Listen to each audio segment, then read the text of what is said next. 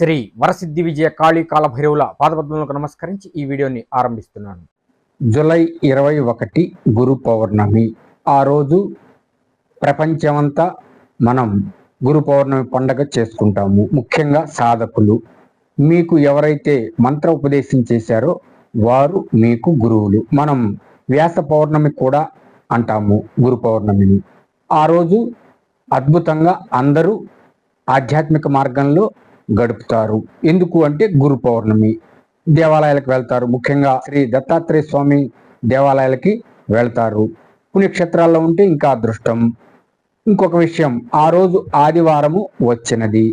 మీకు ఇటువంటి వ్యాపకాలు ఉండవు, అంటే వృత్తి వ్యాపారాలు ఆ రోజు రెస్ట్ కాబట్టి హాయిగా మీరు దైవ ధ్యానంలో గడపండి. మంత్రోపదేశం ఉంటే మంత్రం చేసుకోండి. హోమం చేయగలిగే శక్తి ఉంటే హోమం చేసుకోండి, అంటే ఆ సమయము కానీ మీకు ఉంటే చేసుకోండి.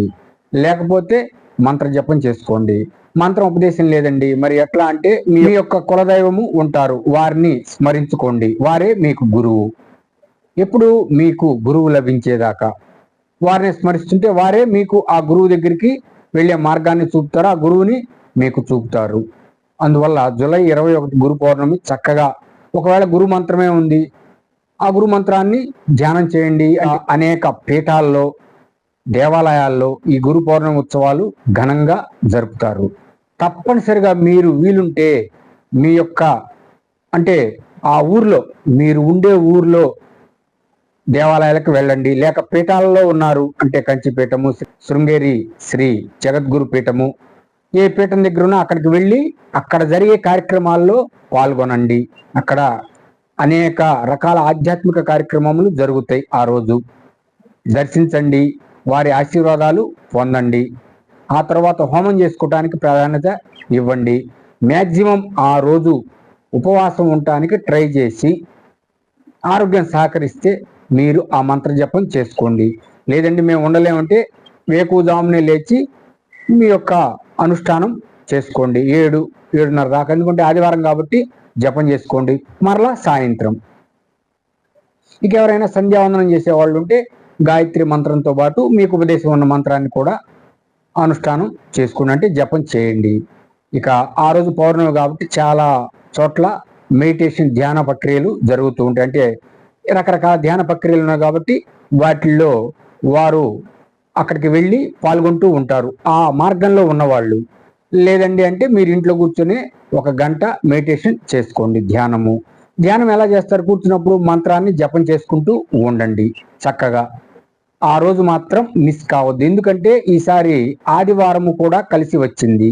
ఎవరికి ఏ పనులు ఉండవు, మీరు ఇంట్లోనే ఉండొచ్చు, సెలవు దినం కాబట్టి మీరు ఆ రోజు చక్కగా గురు పౌర్ణమి ఉత్సవాలు జరిగితే ఆ ఉత్సవాల్లో పాల్గొనండి.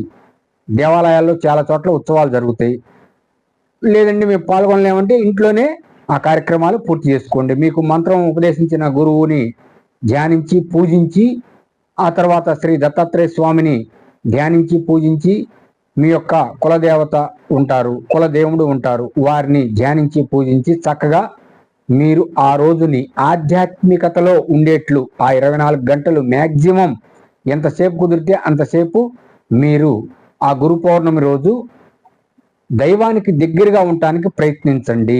మీ మంత్రానుష్ఠానాన్ని బాగా చేసి పెంచుకోండి. లేక మేము మంత్రోపదేశం లేదు, పూజలు చేయమంటే ధ్యానం చేసుకోండి. మీ ఇష్టదైవాన్ని తలుచుకుంటూ ధ్యానం చేసుకోండి. ఇంకా పుణ్యక్షేత్రాల్లో ఉంటే ఇంకా అద్భుతం, పీఠాల్లో ఉంటే ఇంకా అద్భుతం. అక్కడ ఘనంగా జరుపుతారు, వాటిల్లో పాల్గొనండి. అద్భుతమైన దైవశక్తి ఉంటుంది కాబట్టి అక్కడ మీరు ఆ యొక్క పీఠాధిపతుల ఆరాల్లోకి వెళ్తారు, ఆ పీఠ దేవతలు ఉంటారు, దేవుళ్ళు ఉంటారు. చక్కగా అక్కడ మీరు జూలై 21 గురు పౌర్ణమి రోజు బాగా మీరు ఎంత ఎక్కువసేపు కుదిరితే అంత ఎక్కువసేపు దైవ ధ్యానము, దైవ సాన్నిధ్యంలో గడుపుతారని నేను ఆశిస్తున్నాను. మరొక మంచి వీడియోతో మీ ముందుకి వస్తాను.